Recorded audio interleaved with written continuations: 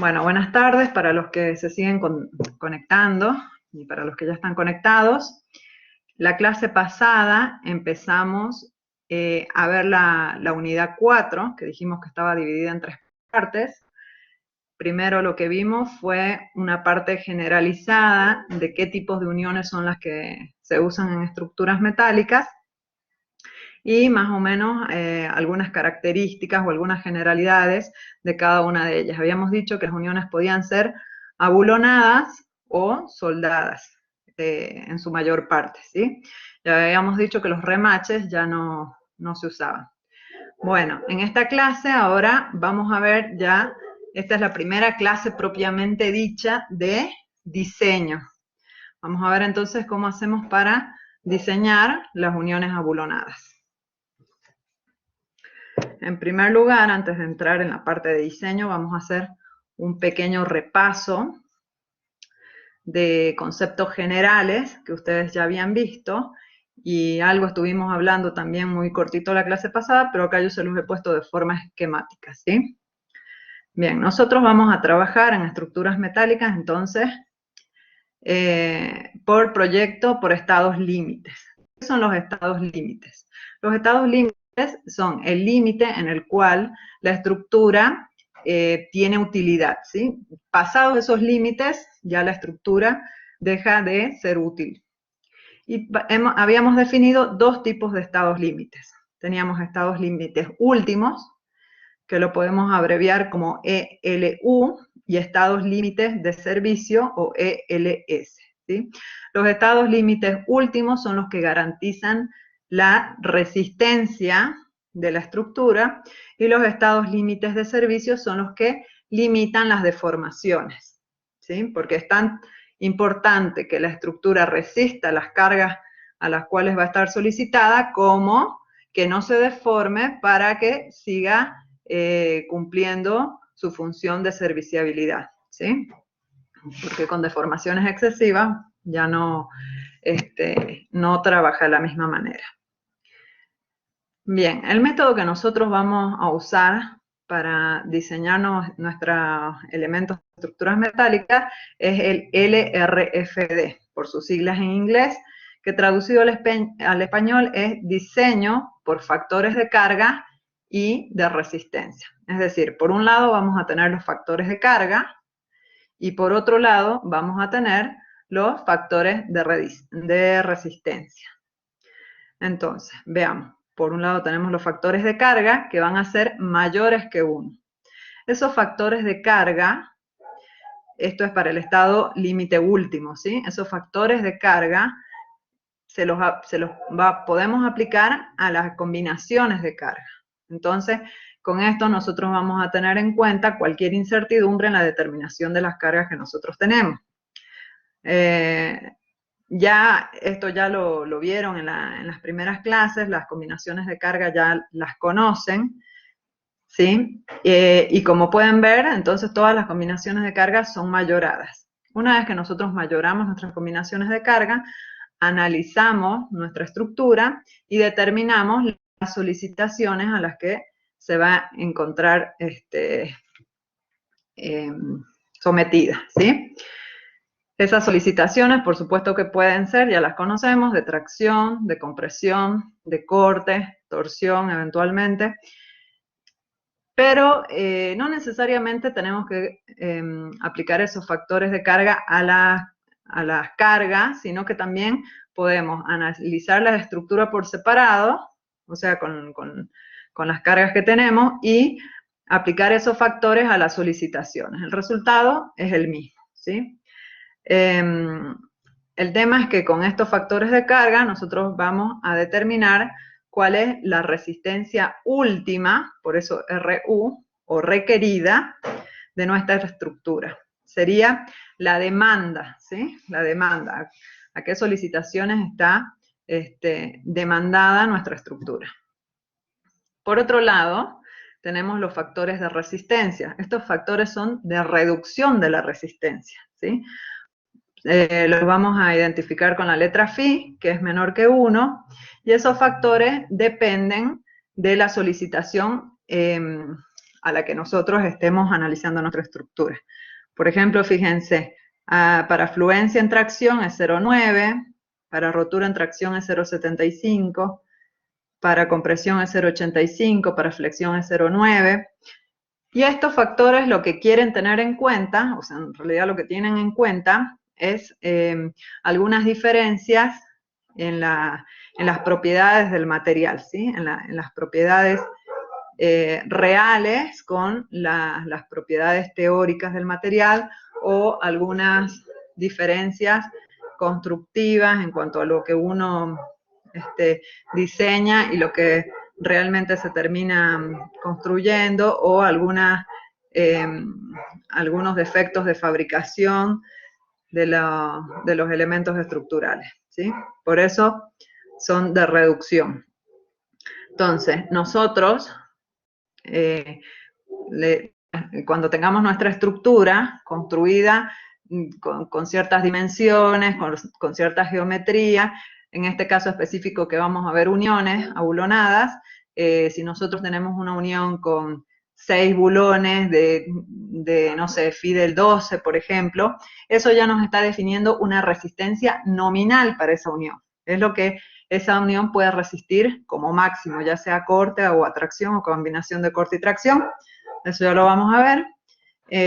Pero con eso determinamos una resistencia nominal, ¿sí?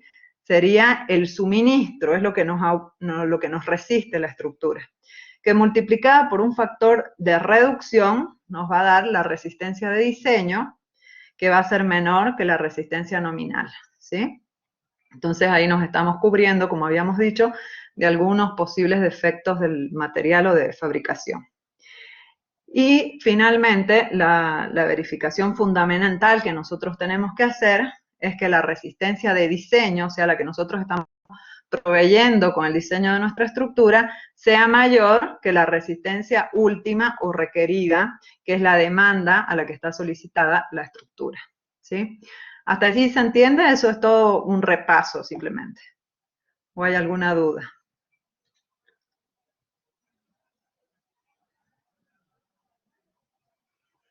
¿Se entiende, chicos?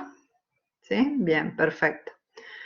Bien, en cuanto a los estados límites de servicio, habíamos dicho que eran para limitar las deformaciones, ¿sí? Por lo tanto, los estados límites de servicio se determinan las deformaciones con combinaciones de carga en servicio, es decir, sin mayorar, ¿sí? Esas también ya las han debido ver, las tienen en la norma. Entonces, nosotros cargamos nuestra estructura con las cargas sin mayorar y analizamos cuáles son las posibles deformaciones que vamos a tener. Con eso vamos a determinar, por ejemplo, supongamos que tengamos una viga simplemente apoyada, solicitada flexión, podemos determinar una flecha máxima, ¿sí? La flecha máxima que vamos a tener para una determinada combinación de cargas. Y por otro lado, según el uso que va a tener esa viga, vamos a tener una limitación de cuál es la flecha máxima que vamos a tolerar, ¿sí? Una flecha límite. Para ver las deformaciones máximas, eso lo pueden ver, lo tienen en una tablita en el apéndice L de la norma, en la tabla A L.4.1. Entonces, para cada situación les va a decir cuál es la flecha máxima. Por ejemplo, para una viga simplemente apoyada puede ser la luz dividido 360. Entonces, con eso saco una flecha límite, ¿sí? Que nuestra flecha máxima tiene que ser menor o igual, como mucho, que esa flecha límite. Bien, veamos entonces ahora cuáles son los tipos de uniones abulonadas que habíamos visto.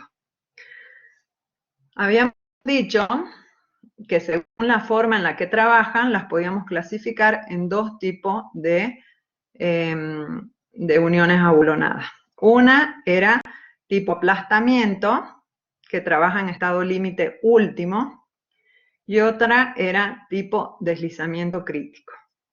¿Quién me puede decir, o quién se acuerda, cómo trabajan las uniones tipo aplastamiento?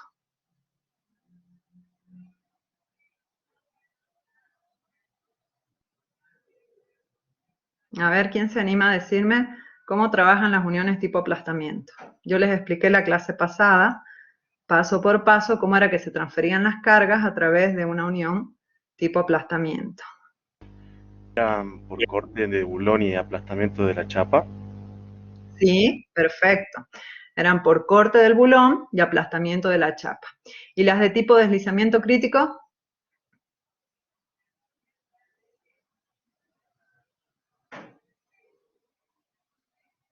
¿Quién se acuerda cómo trabajan las de tipo? Por rozamiento, básicamente, ¿sí, Florencia? No por corte, o sea, transmiten corte, vamos a decir que son uniones a corte, pero sí, con Z, pero el bulón no va a trabajar a corte, sino que simplemente la fuerza se va a transmitir a través de la fricción entre las dos superficies en contacto, ¿sí? Eso lo habíamos visto bien con el esquemita con el dibujo y todo, cómo se transferían las fuerzas, la clase pasada. Y las tipo aplastamiento, en función de cómo hacemos el ajuste del bulón, las podíamos clasificar en ajuste sin juego y pretensadas.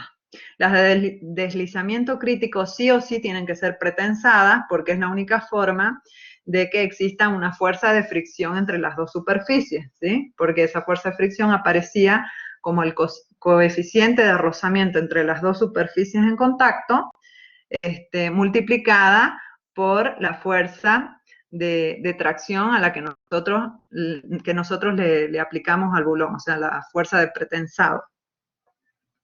Entonces, veamos ahora, esto era parte de la tareita que tenían que hacer ustedes, las uniones tipo aplastamiento, que se diseñan en estado límite último, es decir, con las cargas mayoradas para qué tipo de cargas sirven, ¿sí? En realidad, qué tipo de unión son. Entonces, las de ajuste sin juego sirven para uniones a corte, para uniones a tracción o para combinación, o sea, para uniones que tienen combinado corte y tracción. Cuando hablo de la unión a corte, es lo que va a aparecer en la unión. Sí va a aparecer una solicitación de corte que quizás sea para transferir una fuerza de tracción entre dos barras.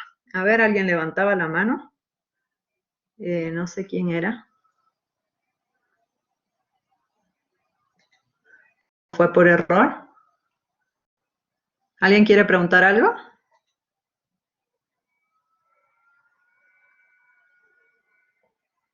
¿No? Bueno. Bien. En las uniones tipo aplastamiento, con el bulón pretensado, sirven para transmitir tracción, o sea, cuando la unión está solicitada a tracción o el perno está solicitado a tracción, o una combinación de corte y tracción, ¿sí? Y en las de deslizamiento crítico, que sirven para el diseño en estado límite de servicio, esas tienen que ser siempre pretensadas, como les había dicho, y sirven para hacer uniones a corte y tracción. Bueno, ¿en qué caso se usa cada una de esas? Como les dije, les recomiendo leer el capítulo 2 y ver bien la diferencia entre cada una de ellas para que les quede, digamos, porque si yo se los digo no se van a acordar, son bastante detalles, digamos, que hay que tener en cuenta. Bien. Bueno, vamos a ver entonces de las uniones tipo aplastamiento, que son en estado límite último, cada una de las opciones que tenemos. La primera era tener una unión a corte. A corte, entonces, como les había dicho, es porque vamos a transferir el esfuerzo que nosotros tenemos en las barras a través del corte en el bulón. Fíjense, por ejemplo, acá tenemos una viga reticulada que pareciera ser la viga de un puente. Tenemos una de las diagonales, que es un perfil L, y que está unido a través de remaches, en este caso, que ya no se usan, pero bueno, ustedes hagan de cuenta que son pernos, al cordón superior. Como ustedes saben, los reticulados trabajan únicamente a tracción o compresión, o nosotros los diseñamos para que trabajen a tracción o compresión. Entonces, si esta diagonal está traccionada o comprimida, a través de los bulones, con los bulones lo que vamos a tener es corte. ¿Cómo se puede producir la falla de una unión de este tipo?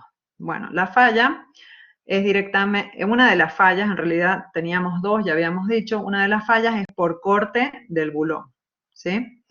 Y podemos hacer dos tipos de uniones. Una que es la unión traslapada, como pueden ver acá, directamente una pieza se une con la otra. ¿Cuál es el problema en esta unión? Bueno, el problema en esta unión es que dependiendo del espesor de las chapas que nosotros unimos, acá podemos llegar a tener, fíjense que acá tenemos una separación entre esta fuerza y la otra, ¿sí? De acá a acá, más o menos. Esta separación D, o le voy a poner H para no ponerle D, que es diámetro del bulón normalmente. Esa separación H nos puede producir un momento no deseado en la unión. Si el espesor de las chapas es pequeño, bueno, ese momento lo podemos despreciar, pero si el espesor ya es muy grande, entonces quizás hay que tenerlo en cuenta porque nos puede solicitar las placas que nosotros estamos uniendo a momento. Lo recomendable normalmente es hacer una unión a tope, sobre todo para uniones donde se transmite mucha fuerza, uniones más importantes. Una unión a tope es aquella en la cual las fuerzas están en equilibrio. Fíjense, tengo la pieza que estoy uniendo al medio, le ejerzo una atracción T y como está al medio, entre medio de otras dos chapas, esto se encuentra en equilibrio, ¿sí? Cada una de estas chapas va a tomar T sobre 2 y esto se va a encontrar en equilibrio, entonces acá ya no se me produce un par por las fuerzas que tengo, y esta unión trabaja mejor que la otra. Muchas veces se termina haciendo así también por comodidad. Bueno, ¿cómo determinamos la resistencia de esta unión? Para empezar, fijémonos que acá tenemos dos superficies en contacto, en realidad es un solo plano de corte, y en esta tenemos dos, ¿sí? Dos planos de corte. A los planos de corte los vamos a denominar con la letra M, entonces acá tenemos uno y acá tenemos dos. ¿Cómo determinamos la resistencia de diseño a corte de un bulón? Bueno, la resistencia nominal la vamos a determinar como la tensión nominal de rotura por corte, que esa la vamos a poder sacar de una tabla, de la tabla J32 de la norma, y ahí les da la resistencia nominal a rotura por corte de todos los bulones que habíamos visto la clase pasada, teniendo en cuenta si esos bulones, al colocarlos en la unión, la rosca queda incluida en el plano de corte o queda por fuera del plano de corte, ¿sí? La tensión entonces multiplicada por el área del bulón. AB es el área bruta del vástago del bulón, o sea, es decir, es la sección transversal del vástago sin tener en cuenta la rosca. Ustedes cuando vean la tabla esta, se van a dar cuenta que en la tabla discrimina si en la unión ustedes van a tener la rosca incluida en el plano de corte o excluida del plano de corte. La que está incluida en el plano de corte les va a dar una tensión nominal de rotura por corte menor de la que está excluida. Es decir, que la reducción de la sección debido a la rosca la tiene en cuenta en la tensión nominal de rotura por corte en la tabla, ¿sí? Entonces ustedes no necesitan acá reducir esta sección, sino que siempre toman el área bruta del vástago. Bueno, esta es la resistencia nominal. Habíamos dicho que para sacar la resistencia de diseño, nosotros la tenemos que afectar por un factor de reducción de resistencia, que para el caso de corte era de 0,75. Y además no nos debemos olvidar que esto es esta resistencia nominal es para un solo plano de corte.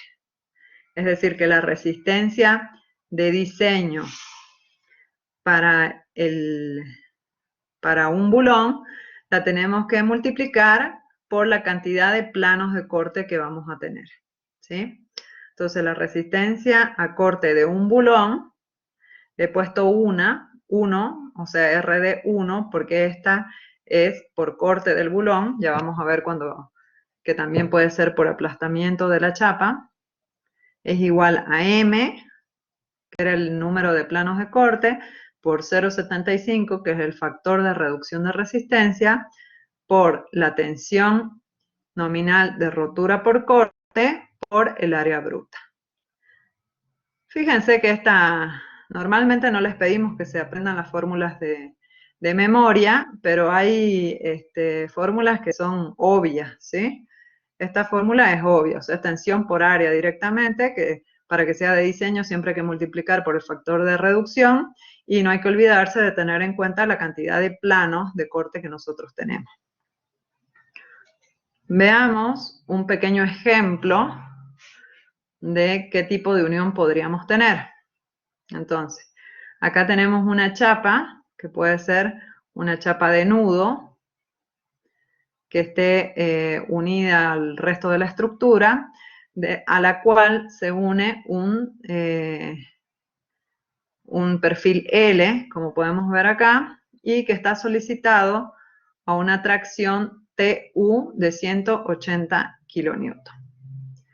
Bueno, la estrategia para diseñar una unión requiere de un poco de práctica, pero digamos, en términos generales, tienen también, si quieren leer ahí en Etroglia, tienen un paso a paso de cómo lo pueden hacer, pero son, digamos, las recetas, por así decirlo, no funcionan siempre, sino que uno tiene que fijarse qué estrategia va a aplicar, y eso ya lo van a adquirir con la práctica, haciendo los prácticos de la materia, ¿sí? Pero una de las posibilidades, si ustedes ya tienen un poco de experiencia, sería directamente decir, a ver, voy a probar con poner 3 pernos separados cierta distancia con cierto criterio que ya vamos a ver en las diapositivas que siguen, y me fijo qué resistencia de diseño me da esa unión.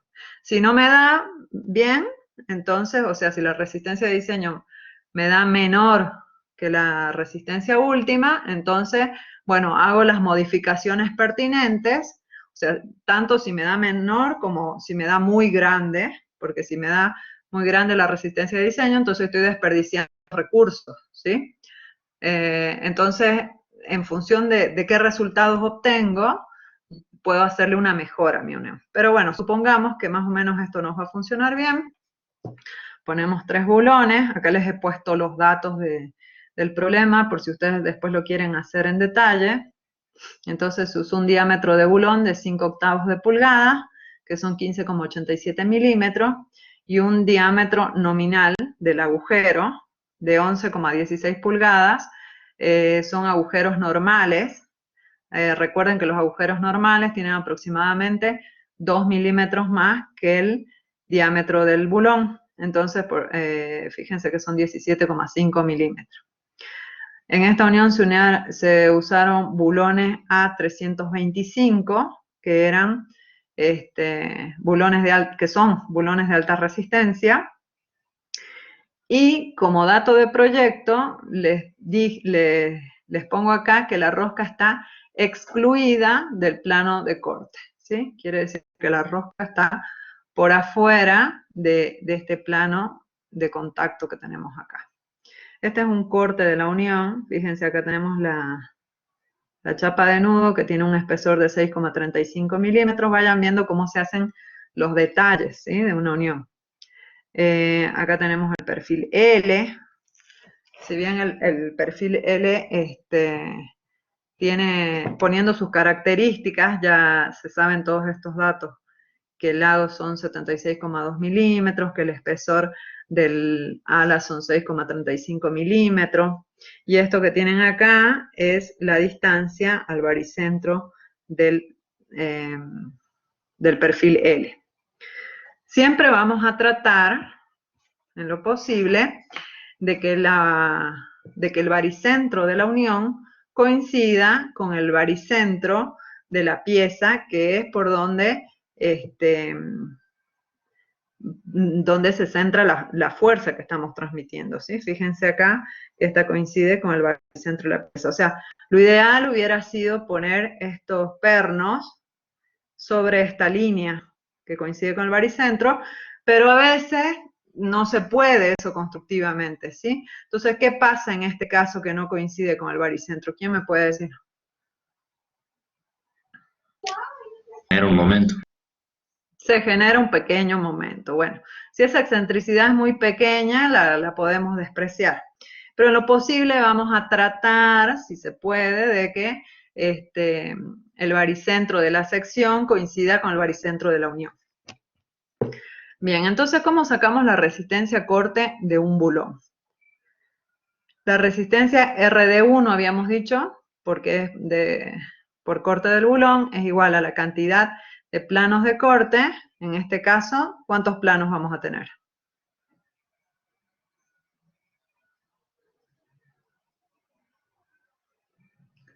¿Se acuerdan de cuáles eran los planos de corte? Si teníamos la unión traslapada o a tope. ¿Esta cómo sería? ¿Traslapada o a tope?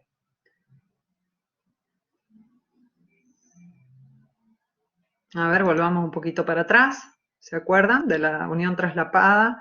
Y esta era a tope. ¿Sí? En este caso, ¿qué tipo de unión será? ¿Cuántos planos de corte tenemos? Uno. Uno solo, ¿sí? Es una unión traslapada. Entonces, M va a ser igual a 1. El factor de reducción por corte era 0,75 por la tensión de corte. Eso, si ustedes tienen ahí a mano la norma o el Troglia, se pueden fijar en el Troglia, está en la página 42, ¿sí? Entonces, para saber cuánto es la tensión de corte, se fijan que en la primera columna le dice la descripción de los bulones. Entonces yo voy a buscar la fila que corresponde a bulones A325, ¿sí?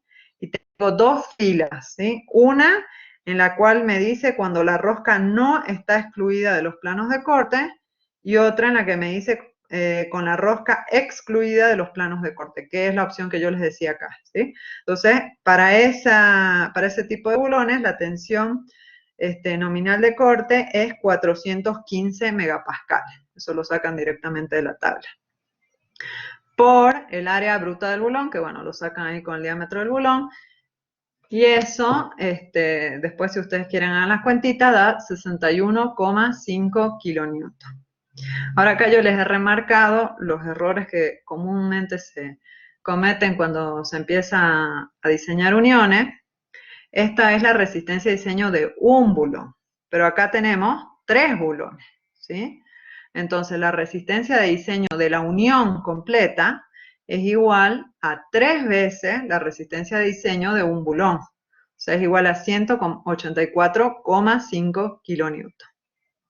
Una vez que yo tengo la resistencia de diseño, mi problema no termina ahí, sino que yo tengo que confirmar que esa resistencia de diseño sea mayor que la resistencia última o requerida, que en este caso eran 180 kilonewton, ¿sí? Entonces, estaría verificando esa condición, por lo tanto, nuestra unión verifica por lo menos a corte del bulón. Fíjense que acá verifica, la diferencia es muy poca, son 4,5 kilonewton. Muchas veces en los prácticos, con tal de presentar, terminan poniendo un montón de bulones o sobredimensionando excesivamente sin necesidad, ¿sí? En el caso de que ustedes la resistencia de diseño entonces les dé muy grande, deberían redimensionar la unión para para evitar desperdiciar material innecesariamente. Acuérdense que eso se traduce en plata, ¿sí? Bien. Veamos ahora cuáles son otras de las posibles fallas que se pueden dar cuando uno tiene una unión a corte, ¿sí? Siendo esta la misma unión que teníamos hace rato, no solamente puede fallar por corte el bulón, sino que también puede fallar por aplastamiento la chapa, que esa es una falla de deformación de la chapa, ¿sí? Fíjense cómo se abolla en esta parte donde el perno se apoya. O se puede dar la falla por desgarramiento de la chapa, esta es una falla por rotura. La falla por rotura, entonces se estaría cortando la chapa desde el bulón hasta el borde y se estaría arrancando una de las piezas que se están uniendo. Bueno, sí. Profe, perdón, tengo una duda de la diapositiva anterior. Sí, decime. ¿Cuánto sería el porcentaje como para decir que yo no sobredimensiono del resultado Bueno,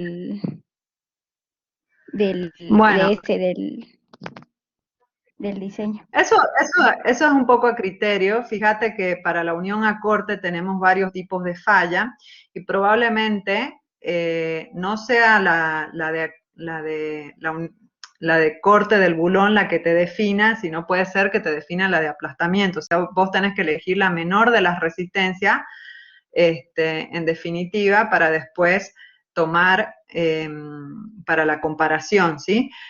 Y eso es lo más que lo podás reducir, o sea, mientras estos valores sean más iguales, vos vas a estar más ajustada en tu diseño, vas a estar haciendo un diseño más eficiente. Quiere decir que vas a estar resistiendo justo lo que necesitas, ¿sí? Después, en función de eso, yo trataría de no excederme en un 20%, ¿sí? Ah, Pero bueno, perfecto. estos números tampoco tienen una variación lineal, porque fíjate que si yo aumento un perno, capaz que acá salta bastante más la resistencia de diseño, ¿sí? Entonces, o a veces nos falta un poquito y le agregamos un perno y ya se pasa bastante, pero no le puedes quitar un perno, pero si te quitas uno, ya no te verifica, ¿sí? Entonces, eso es lo que uno más o menos tiene que ver. Ahora, si vos te das cuenta que la resistencia de diseño está tan excedida que si le sacás un perno sigue resistiendo, bueno, entonces ahí ya estás sobredimensionando innecesariamente. No sé si se entiende. Perfecto, profe. Gracias. Bueno, entonces volviendo a las otras fallas que se pueden producir en una unión a corte, teníamos el aplastamiento de la chapa y el desgarramiento de la chapa. El aplastamiento era por deformación de la chapa en la zona donde se apoya el bulón, y el otro era por rotura de la chapa, o sea, se termina produciendo un arrancamiento. Esa rotura se produce en las líneas 1,1 y 2,2 en la realidad. Pero a los fines del cálculo, inclusive vamos a estar del lado de la seguridad, y es mucho más fácil determinar esta distancia, ¿sí? Directamente. Esta distancia horizontal, o sea, tomando este ángulo como 0.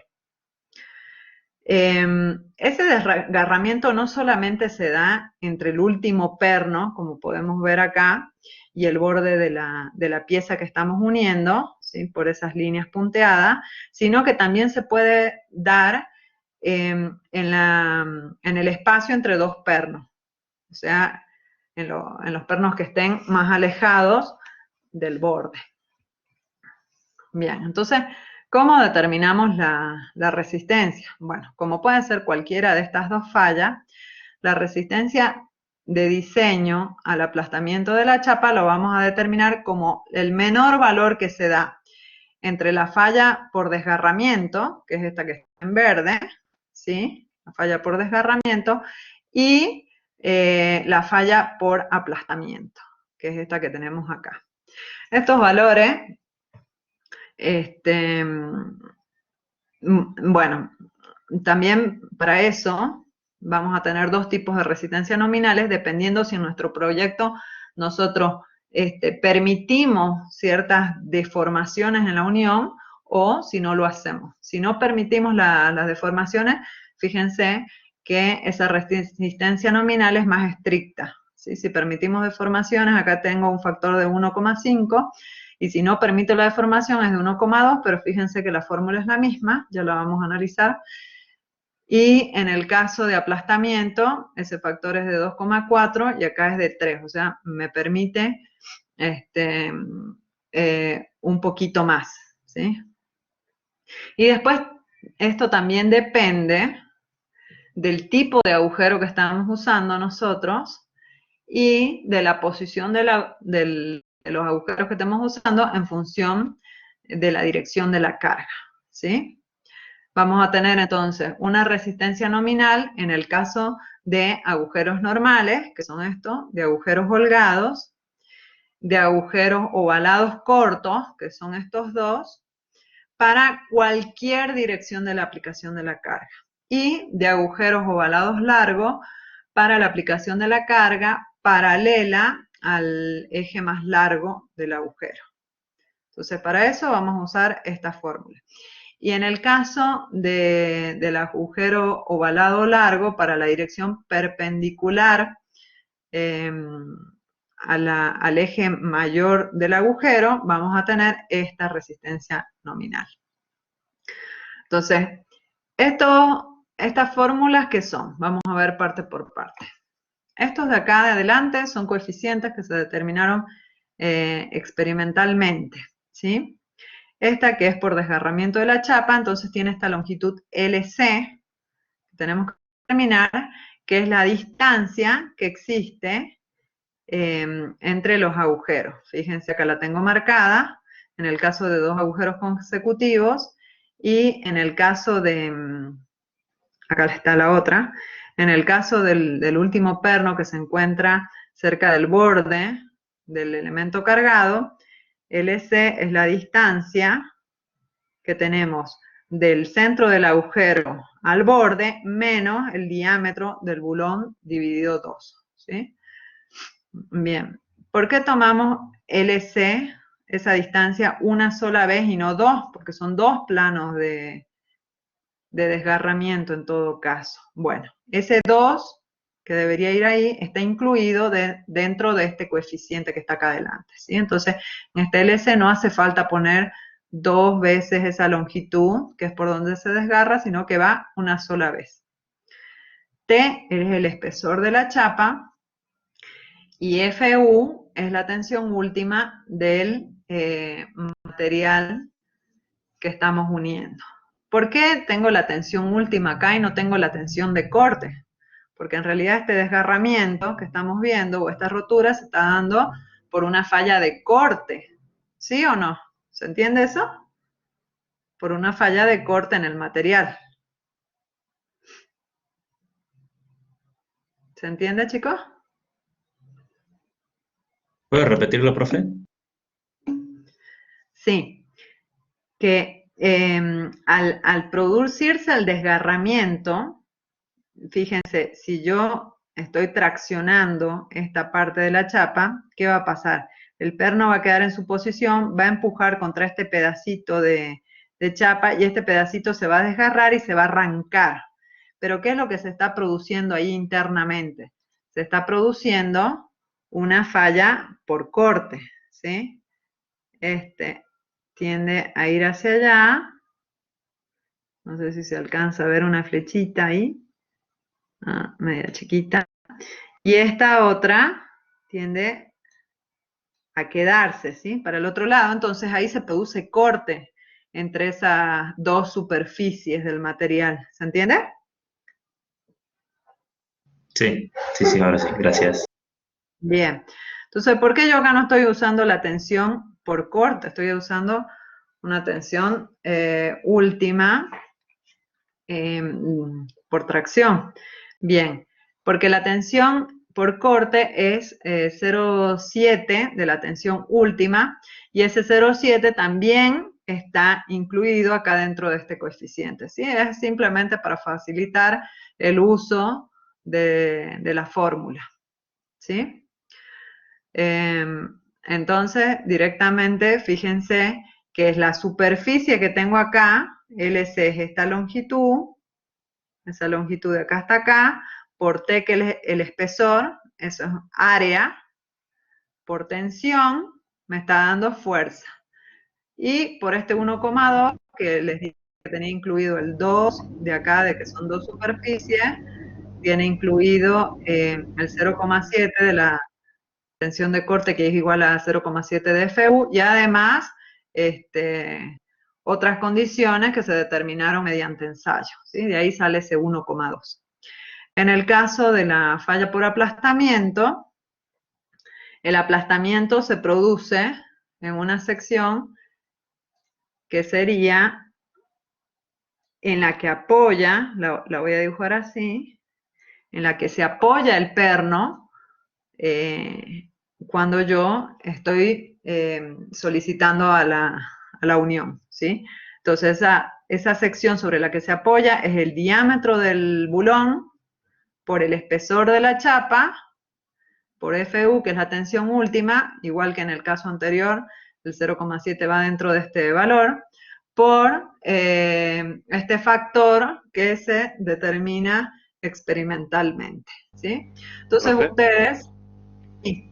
disculpe, yo no entiendo por qué hay dos resistencias nominales, o sea, una con deformación permitida y otra con deformación no permitida. O sea, ¿en qué caso permitiríamos deformaciones? Bueno, esto depende de tus condiciones de proyecto, ¿sí? Generalmente en uniones importantes no vamos a permitir deformaciones, pero en uniones secundarias quizá podemos ser un poco menos restrictivos. No sé si se entiende. Generalmente vamos a usar deformaciones no permitidas. Ah, claro, o sea, hay algunos casos que vamos a tener uniones secundarias que no son tan importantes, digamos. Yo pensaba que todas las Claro, uniones eran importantes. claro, exactamente. O Ah, bueno. quizá no sé, las condiciones de unión de una maquinaria, la estructura te exigen una u otra condición, ¿sí? Entonces, por condición del proyecto, vos caes en uno de estos dos casos. Perfecto, profe, gracias. Bien, y bueno, y como habíamos dicho, dependiendo del agujero, si ustedes están trabajando con agujeros ovalados largos y la fuerza perpendicular al eje mayor del agujero, bueno, ahí es más restrictiva todavía la determinación de la resistencia. Fíjense que les va a dar más chica esa resistencia. ¿Para qué? Para limitar las deformaciones, porque este agujero tiene más facilidad para deformarse, ¿sí? Entonces acá, en esta resistencia nominal es más restrictiva. Entonces la resistencia de diseño 2, porque ya teníamos la primera que era por corte del bulón y esta segunda que es por aplastamiento o desgarramiento de la chapa, la resistencia de diseño 2 va a ser igual al factor de reducción de resistencia por la resistencia nominal, que va a ser la menor de la que obtengamos, supongamos que vamos a trabajar con deformaciones no permitidas, la menor de estas dos, ¿sí? ¿Se entiende? Y en este caso también es 0,75 el factor de reducción. Bien. ¿Alguna duda?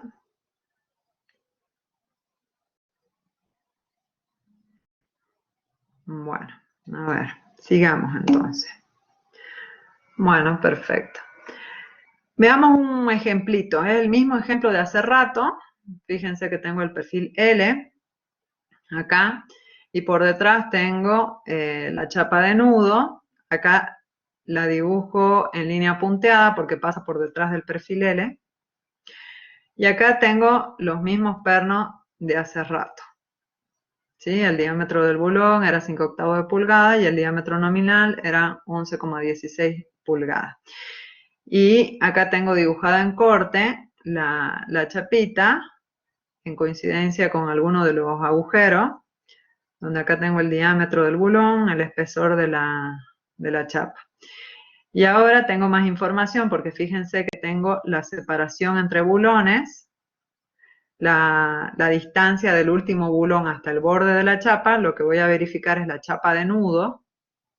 Ya vamos a ver cuando veamos tracción, que para este elemento, que es el que está traccionado, tengo que hacer otras verificaciones.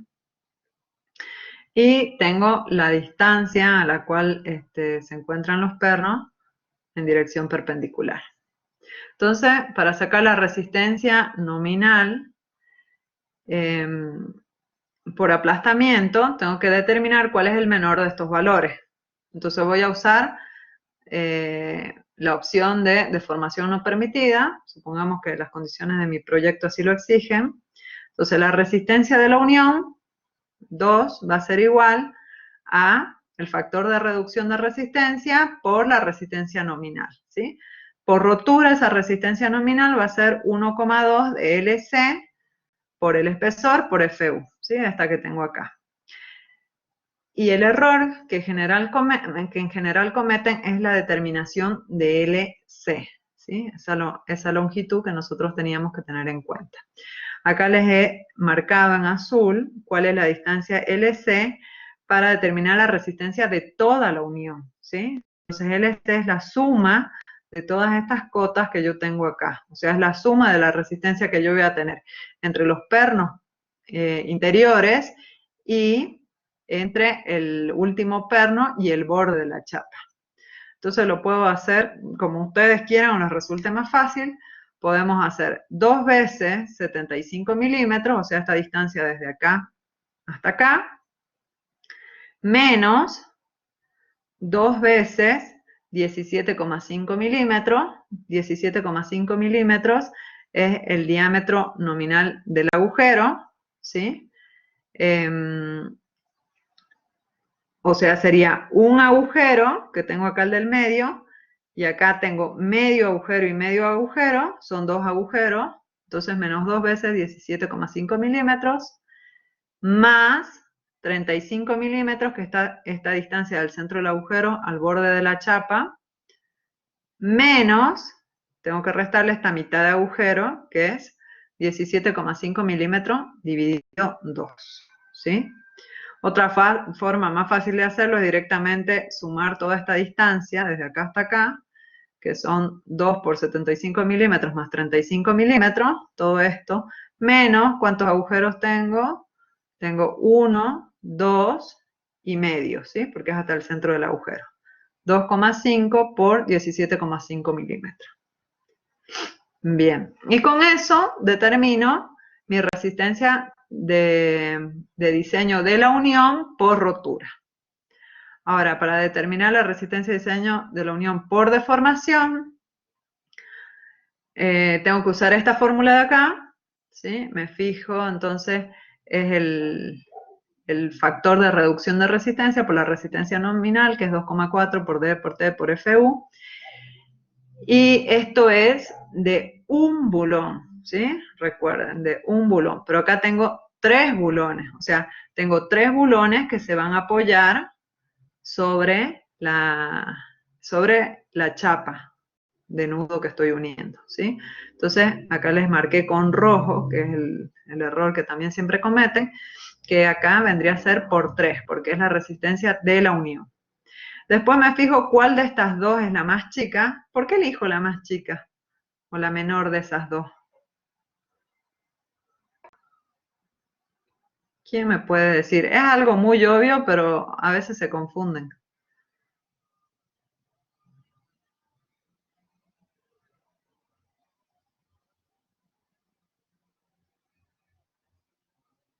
¿Por qué elijo la menor de las resistencias? ¿Quién me puede decir? ¿Quién se anima? ¿A nadie se le ocurre?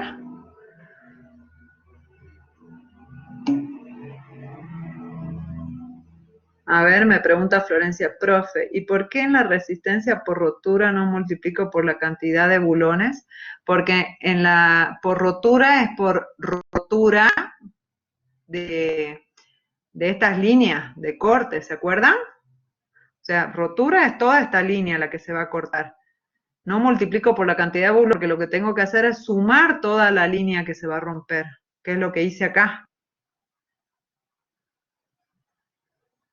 ¿Se entiende, Florencia? ¿Sí? Por eso esa es la de toda la unión. Si yo hiciera solamente esta parte, entonces ya no sería de toda la unión, sino sería del primer bulón respecto de del borde.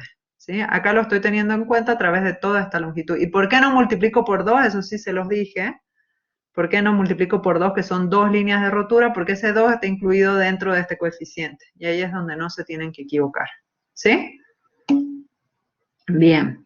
Y ahora casi multiplico por 3 bulones, porque son 3 las superficies sobre las cuales se van a apoyar esos bulones para transmitir el esfuerzo. Pero todavía nadie me dijo por qué elijo la menor de las dos. Porque es la primera que va a fallar. Exactamente, esto es como una cadena, es el eslabón más débil, ¿sí? De la cadena. Entonces, por eso elijo la menor. Es algo muy obvio, pero a veces no se entiende o no queda muy claro. Entonces, me fijo que la resistencia de diseño 2, que es la menor de las dos, sea mayor que TU. Y en realidad, siendo más generales, tendría que ser la menor entre estas dos y la anterior, que era la resistencia por corte del bulón, por RD1, ¿sí? La menor de las tres va a ser la que nos va a determinar cuál es la resistencia de diseño de esa unión.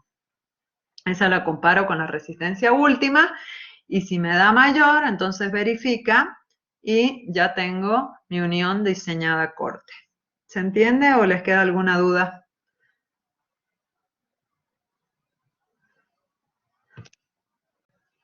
Sí, Bueno, entiendo, profe. bien, perfecto. Entonces sigamos.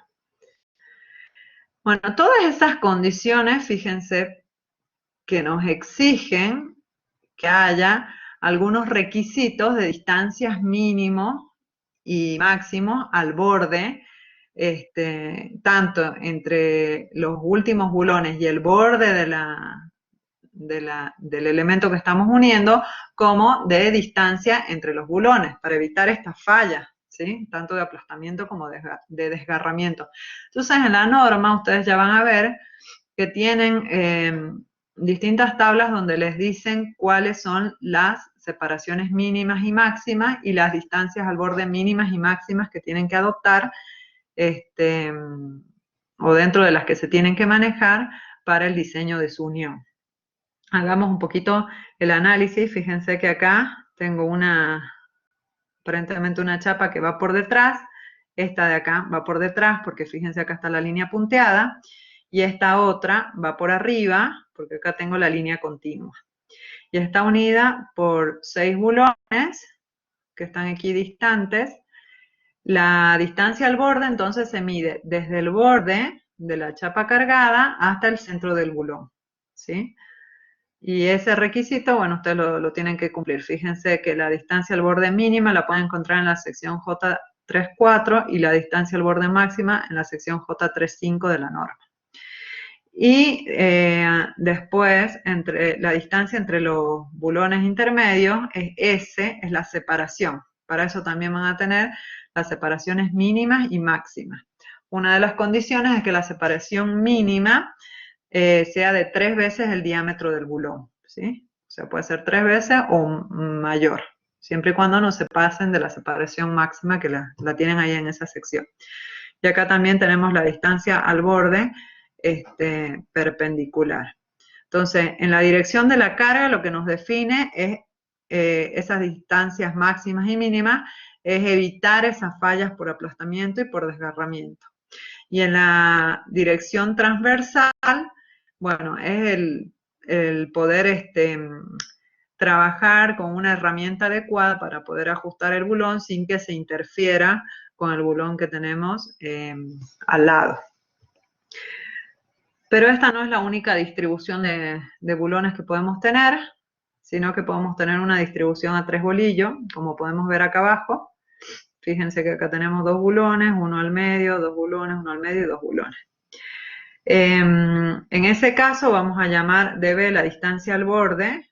Bueno, es lo mismo, digamos, desde el centro del bulón hasta el borde del elemento cargado. Y la separación en cualquiera de las direcciones que tengamos es la distancia entre los centros de los agujeros al perno más cercano, ¿sí? En este caso, como tenemos esta distribución, la distancia horizontal o en la dirección de la fuerza entre centros de agujero le vamos a llamar paso, ¿sí? Y la distancia perpendicular entre centros de agujero, fíjense de acá hasta acá, esta le vamos a llamar gramil, ¿sí? Esta es otra configuración para distribuir los pernos en una unión. Bien, entonces cuando ustedes van a diseñar, vuelvo a esto, una unión, ustedes pueden a priori decir, bueno, para probar le voy a poner 6 pernos y para tener una idea de cómo distribuirlos, se pueden basar en estas separaciones y distancias máximas y mínimas, ¿sí? O sea, primero cumplen esto y después determinan la resistencia nominal y de diseño de la unión. Bien, veamos un ejemplito, porque las uniones en las cuales los pernos están solicitados a corte no son únicamente las que les mostré anteriormente. Fíjense que siempre yo les mostraba dos miembros que estaban unidos y que lo que hacen es transmitir la tracción del miembro a través del corte en el bulón, ¿sí? Fíjense en este ejemplo, acá también pasa lo mismo, estoy transmitiendo tracción de este perfil L a esta chapa a través del corte en los pernos. Pero esa no es la única forma de que nosotros tengamos corte en el bulón. Existen otras uniones que les voy a mostrar acá como ejemplo.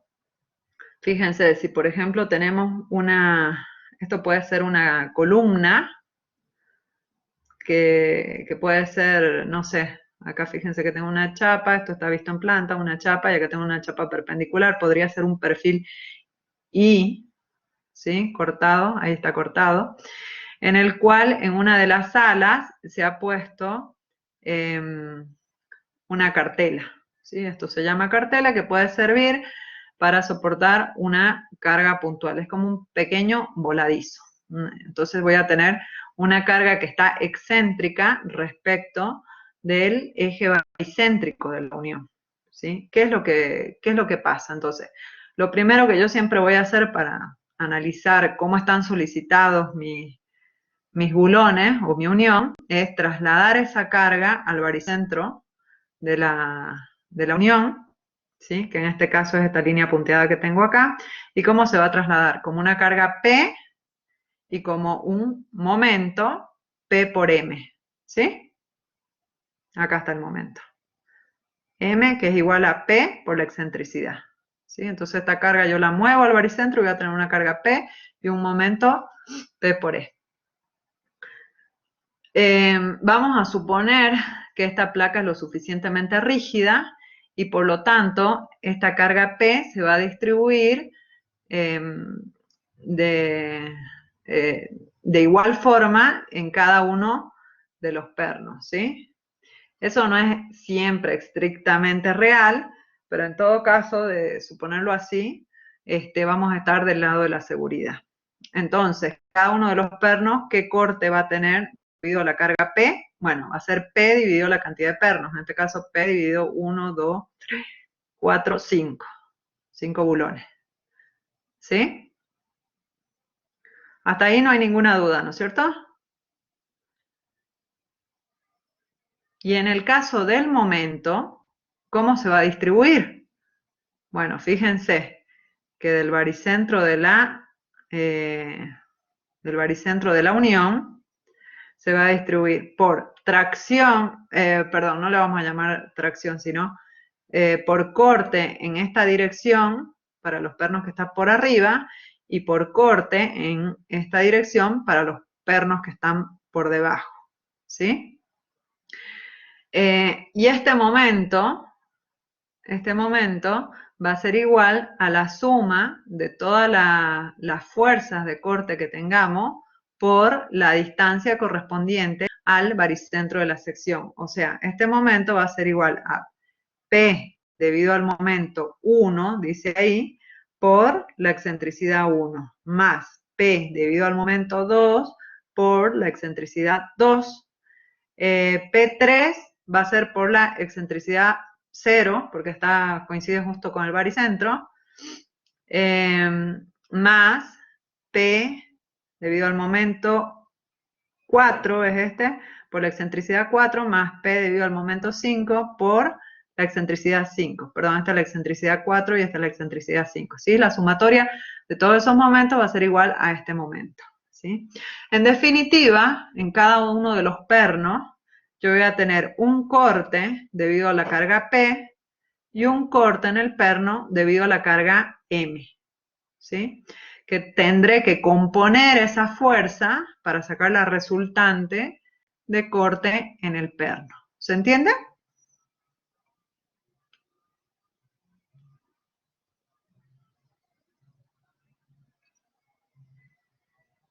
¿Se entiende, chicos? ¿O hay alguna duda?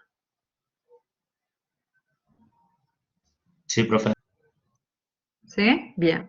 ¿Este corte qué va a ser? ¿Va a ser la resistencia última o la resistencia de diseño?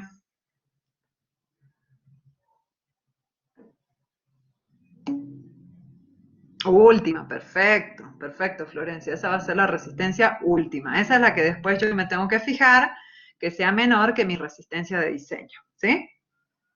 Vamos a este otro caso. Fíjense, este otro caso es la unión de una viga para darle continuidad. ¿Por qué? Porque nuestros elementos tienen una longitud definida. Y si nosotros queremos hacer vigas que tengan una longitud mayor, bueno, en algún momento, en algún tramo, vamos a tener que hacer una unión, ¿sí? Esta unión va a transmitir momento y corte o solo corte, dependiendo de cómo sea mi diseño estructural, ¿sí? Supongamos que es una viga simplemente apoyada y que tengo que transmitir momento y corte. Entonces, cuando yo tengo mi viga, este es mi modelito de viga, ¿sí? Supongamos que la tengo acá simplemente apoyada, con una carga distribuida que no la voy a dibujar porque ya se me complica mucho, pero mi momento va a ser así, ¿sí? Y mi corte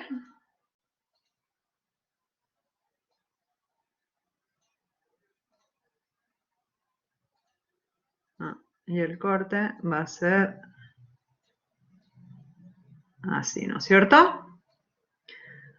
Bueno, yo en algún punto voy a tener que hacer la unión, eso lo voy a definir yo, no sé, en función de las longitudes de mis barras, de la longitud de la viga, pero supongamos que la quiero hacer en esa sección. Bueno, entonces yo en esa unión voy a tener que transmitir este momento y este corte, ¿sí? O sea, eso puede coincidir, entonces, con el momento y el corte que yo voy a tener acá. A ver, no me quedó muy derechito, la vamos a correr acá.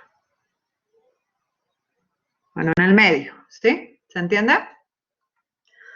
Entonces, supongamos que yo quiero transmitir ese momento y ese corte. Bueno, primero,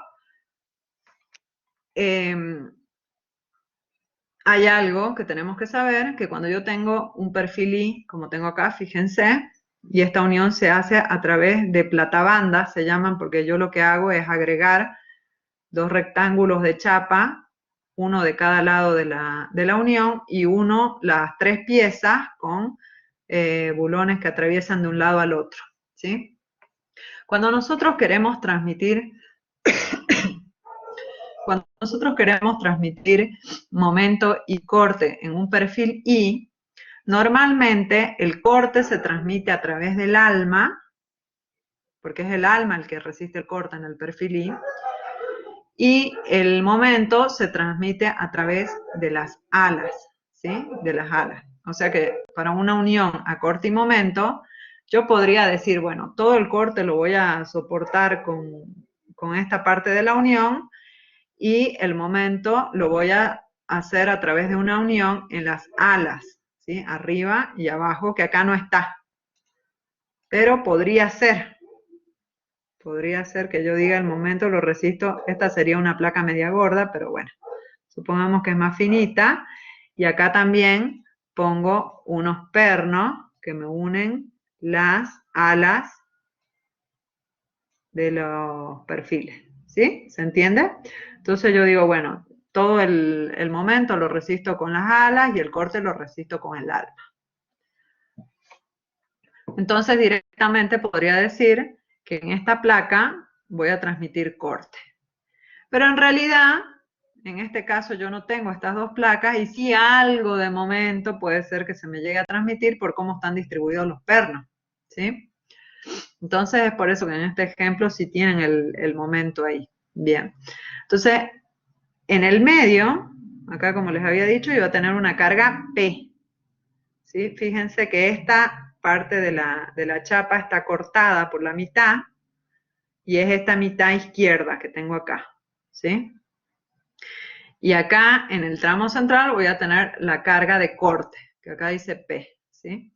Y en ese mismo tramo central voy a tener este momento, tengo este corte y este momento. Entonces yo tengo que mover todas esas cargas al baricentro de la sección, como las muevo, esta directamente la muevo para allá, que va a ser P en el baricentro, y puedo distribuir esa carga P de forma igualitaria para cada uno de los dos pernos, haciendo P dividido la cantidad de pernos, que son 6, ¿sí? P dividido 6, y tengo todas esas carguitas verticales, fíjense, no están dibujadas todas, solamente están dibujadas las del punto 1, 2 y del 4, del 1, del 2 y del 4. Pero voy a tener la misma carga en cada uno de los bulones.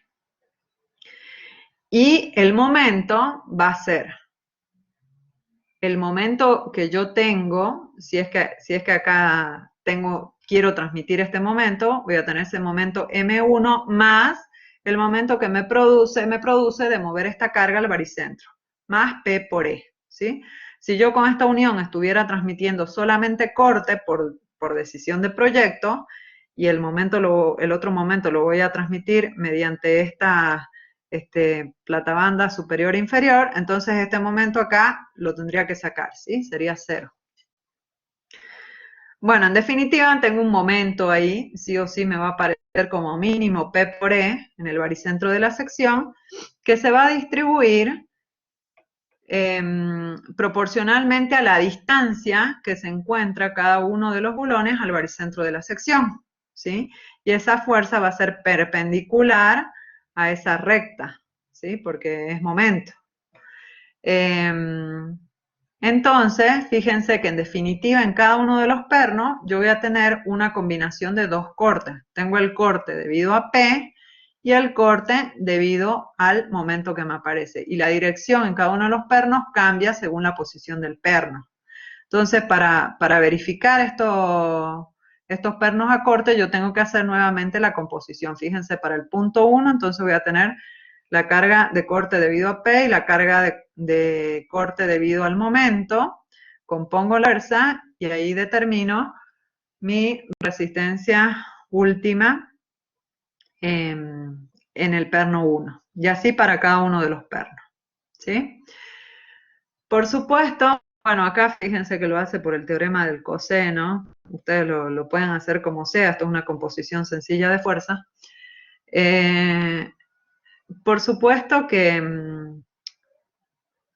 no hace falta que yo verifique todos los pernos, al menos en esta unión es fácil darse cuenta, el que está más solicitado es el del extremo, ¿sí? Entonces lo que yo puedo hacer es diseñar el perno del extremo, ya que este corte es igual en todos, pero este es el más grande, es el de la punta. Entonces compongo esas dos fuerzas, diseño ese perno y adopto todos los pernos iguales por facilidad constructiva.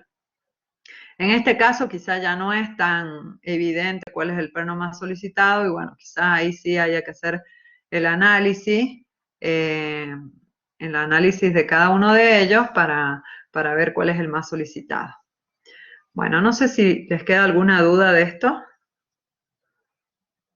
Estas son otras opciones que les quería mostrar de uniones donde el corte no está tan fácil de determinar. ¿Les quedó claro? Sí, ¿O profe. tienen alguna duda? ¿Sí? Bueno, perfecto. Bien. ¿Cuál es otro de los estados límites últimos? Todo lo que vimos hasta ahora era unión por corte, esta es unión por tracción. Esta no es muy común, pero bueno, podría darse el caso de que estemos uniendo dos piezas, en la cual una cuelga de la otra a través de pernos, y bueno, ahí sí de los bulones, y ahí sí los bulones estarían solicitados a tracción, simplemente, ¿sí? Entonces, ¿cómo es la resistencia de diseño a tracción del bulón? Bueno, la resistencia nominal es igual a la resistencia nominal, perdón, acá dice de un plano de corte, la resistencia nominal simplemente, atracción, tendría que decir ahí, ¿sí? Bueno, es igual a la tensión nominal de rotura por tracción, que esta la van a sacar de la misma tabla que sacan la de corte, multiplicada por el área bruta del bulón. Es la tabla J32, ¿sí? Y esta es el área bruta del vástago del bulón. No hace falta tener en cuenta la rosca, es sin rosca. Y la resistencia de diseño entonces va a ser igual al factor de reducción de resistencia multiplicada por la resistencia nominal, el factor de reducción a tracción de los bulones 0,75 igual que el de corte, y la resistencia de diseño, entonces el factor de reducción por la resistencia nominal. Esto no tiene mucha ciencia. Lo que sí tienen que tener en cuenta es que esto es para un bulón. Entonces no se tienen que olvidar de multiplicar por la cantidad de bulones que tienen en la unión, ¿sí? Y finalmente verifican que la resistencia de diseño sea mayor que el esfuerzo de tracción que están transmitiendo, ¿sí?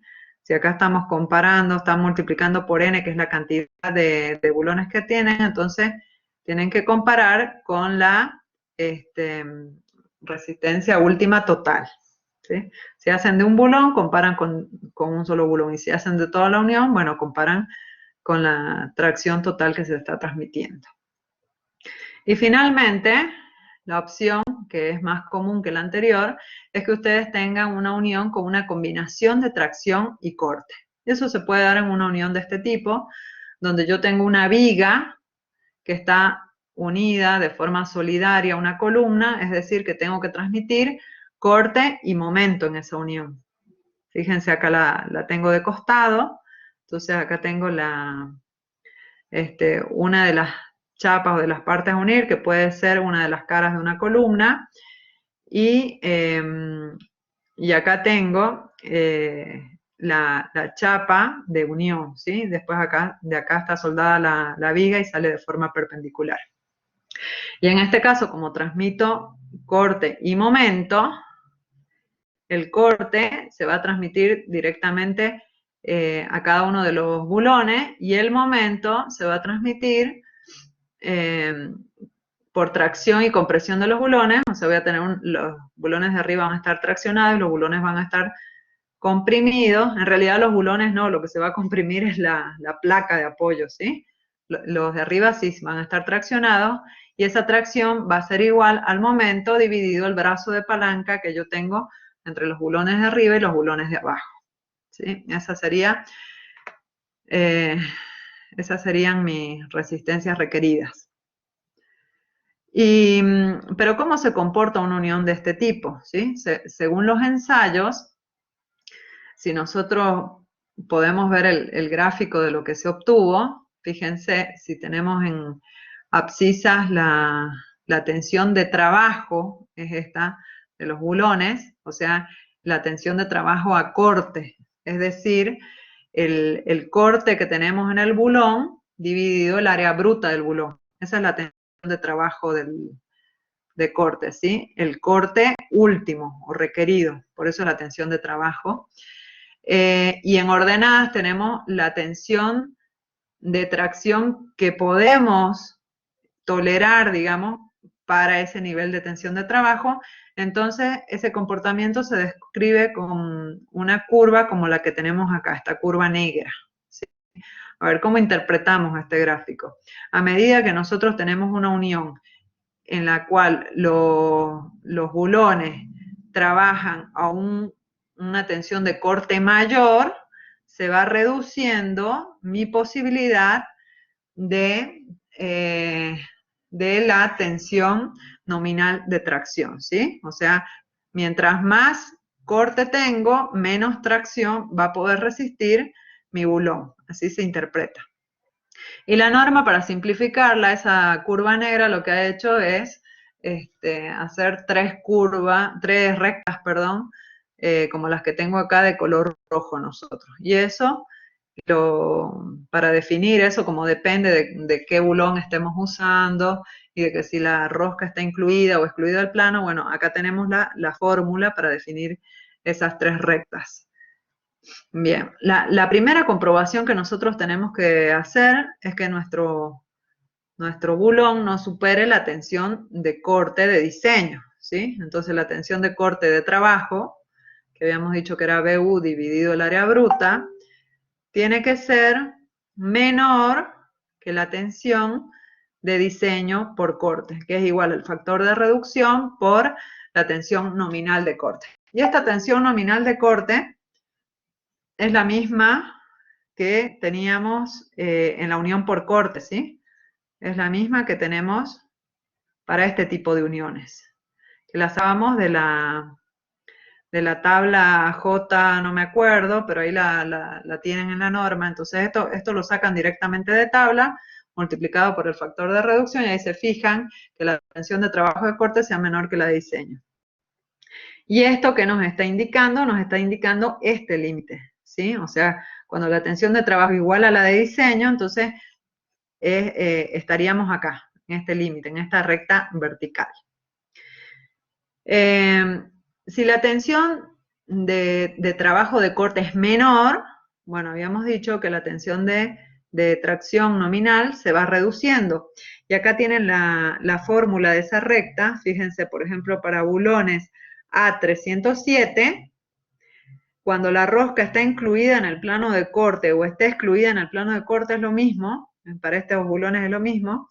Esta recta responde a esta ecuación, que es 336 menos 2,5 por la tensión de fluencia, ¿sí? Y esto, por supuesto, no puede ser mayor que la tensión nominal de tracción que puede tener el perno actuando por sí solo, sin corte, ¿sí? Entonces menor que 260, que este es el mismo valor que lo van a encontrar en la tabla donde tienen los límites para la tensión nominal de corte y de tracción, ¿sí? Entonces tiene que ser menor que ese límite. Lo mismo pasa para otro tipo de bulones, ahí tienen la fórmula que les define esta recta para cada uno de ellos, y estos límites no son otra cosa que los valores de la máxima resistencia nominal a tracción del bulón. Entonces, ¿cómo determinamos la resistencia combinada de un bulón? Bueno, es el factor de reducción de resistencia por la resistencia nominal, y la resistencia nominal es la resistencia nominal a tracción por el área bruta, ¿sí? Que la sacamos de acá, ¿sí? Determinamos cuánto vale nuestra tensión de trabajo, entramos acá en este gráfico, o en realidad directamente sacamos acá FB por 2,51 si es que estamos en esta zona, y nos fijamos que nos dé menor que 620 o el límite que tengamos acá. Si no adoptamos eso como máximo, no podemos adoptar más. Y listo, tenemos nuestra resistencia de diseño de un bulón. Lo que no hay que olvidarse es de la cantidad de bulones que nosotros tenemos. En este caso tenemos 2 bulones, ¿sí? Así que esa resistencia de diseño va multiplicada por 2. Después nos fijamos que sea mayor o igual que T, que es la tracción a la que voy a estar solicitada esa línea de de perno. Y si verifica, entonces ya nuestra unión estaría lista, ¿sí? ¿Tienen alguna duda?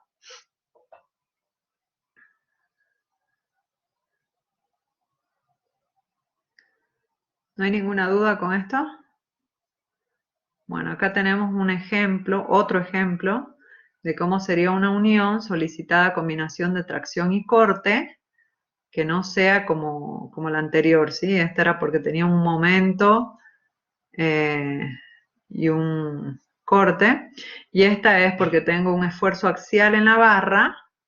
Fíjense, estos van a estar solicitados nada más que corten, a este corte P, pero estos, al estar puestos en esta posición, van a estar solicitados a una combinación de el corte a la componente vertical, ese va a ser el corte, y a una tracción de, de la componente horizontal de ese esfuerzo, ¿sí? O sea, acá voy a tener tracción y corte en cada uno de los pernos, que directamente lo puedo obtener como el esfuerzo que tengo dividido la cantidad o el número de bulones.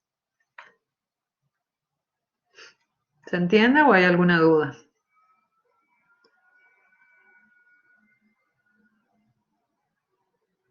Bueno. Sigamos entonces. Finalmente esta es la última unión. Esta ya es por deslizamiento crítico. Habíamos dicho que esta se diseña en estado límite de servicio. Sirve para evitar completamente los desplazamientos entre las superficies a unir. Ya habíamos visto cómo era el mecanismo, que el bulón se encuentra pretensado y que la fuerza, digamos, se transmite a través del coeficiente de rozamiento multiplicado por la tracción que le estamos imponiendo al perno. También les había dicho que esa tracción está definida según el diámetro del bulón, ¿sí? La tracción mínima que le tienen que imponer al bulón. Bien, ¿cómo determinamos la resistencia de deslizamiento entonces de un bulón? Va a ser igual la resistencia nominal a la tensión nominal de corte, se llama, pero en realidad el bulón no trabaja corte, por el área bruta del bulón. Esta tensión, ¿sí?, está definida en la resistencia al deslizamiento crítico para cargas de servicio, la van a tener en la tabla AJ.3.2 de la norma, y está definida para un coeficiente de rozamiento de 0,33, que corresponde a superficies limpias, libres de polvo, sin grasitud, sin óxido, sin cascarillas de laminación. Entonces, si ustedes tienen ese tipo de superficie, pueden usar esa resistencia al deslizamiento crítico. Pero si tuvieran una superficie que está mejor tratada que esto, o peor tratada, como sea, entonces acá tienen que aplicar un factor de relación entre los coeficientes de rozamiento que tienen y este de acá de 0,33, ¿sí? O sea, si tienen una superficie mejor, estarán mayorando esta resistencia de diseño, y si tienen una superficie en peores condiciones, estarán minorando esta resistencia de diseño. Y en este caso, el factor de reducción de resistencia es 1 o 0,85, dependiendo de qué tipos de agujero están usando, ¿sí? Acá les he hecho hincapié en que las uniones por deslizamiento crítico sirven para cargas de servicio, que es lo que habíamos visto al principio, pero deben verificarse sí o sí como uniones tipo aplastamiento para cargas mayoradas, ¿sí? O sea, esto es una condición de servicio, pero una vez que se pierde esa fuerza de rozamiento, se vence, mejor dicho, esa fuerza de rozamiento que existe entre las superficies, entonces ya va a empezar a trabajar como una unión tipo aplastamiento, y por lo tanto debe hacerse las verificaciones que vimos para uniones tipo aplastamiento. Bien. ¿Se entiende hasta ahí, chicos? ¿O hay alguna duda?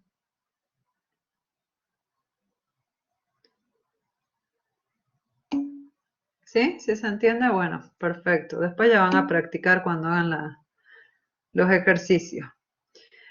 Bien, ¿qué pasa? Tenemos uniones tipo unión a corte. Por más que se llama corte, no es que el bulón tenga corte, recuerden eso, sino que se transmite por fricción. ¿Y qué pasa cuando tenemos una combinación de corte y tracción en una unión por deslizamiento crítico? Bueno, en ese caso la resistencia de diseño la sacamos igual que para una unión por corte, pero la afectamos por este factor que tenemos acá, o sea, la resistencia de diseño, fíjense la misma fórmula, pero la afectamos por este factor que tiene en cuenta la fuerza de tracción actuante en la unión debido a las cargas de servicio, o sea, esto es debido a cargas sin mayorar. Esta es la fuerza de pretensado mínima del bulón, que es la que les da por tabla, es la fuerza, o sea, la fuerza que ustedes le tienen que dar al bulón para que quede pretensado, y NB es el número de bulones que están cargados con la tracción de servicio, ¿sí? Recuerden, por ejemplo, en este ejemplo, el número de bulones que están cargados a tracción serían estos dos de arriba, ¿sí? No serían los 4 bulones de la unión. ¿Sí? Eso es NB. Y bien, eso es de un bulón, y como siempre no se tienen que olvidar de multiplicarlo por la cantidad de bulones que ustedes tienen en la unión, ¿sí? Para sacar la resistencia combinada de la unión. Bien, con eso estaríamos terminando. No sé si tienen alguna consulta al respecto. Estaríamos terminando la clase de uniones abulonadas para empezar la próxima clase con la de uniones soldadas. ¿Les queda alguna duda? ¿Quieren que veamos algo?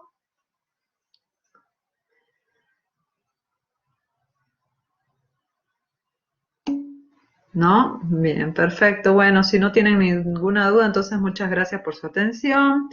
Recuerden que en el Trolia, en el capítulo 2, ahí les he puesto que es de la página 41 a la 55, creo. Pueden leer para profundizar un poco más en el tema, y la norma siempre les da ejemplos, lo mismo que Troglia, que tiene el libro de ejemplos, así que no hay mejor forma de entender el tema que tratando de hacer los ejemplos, ¿sí? Bueno, muchas gracias, chicos, nos estamos viendo el próximo martes entonces.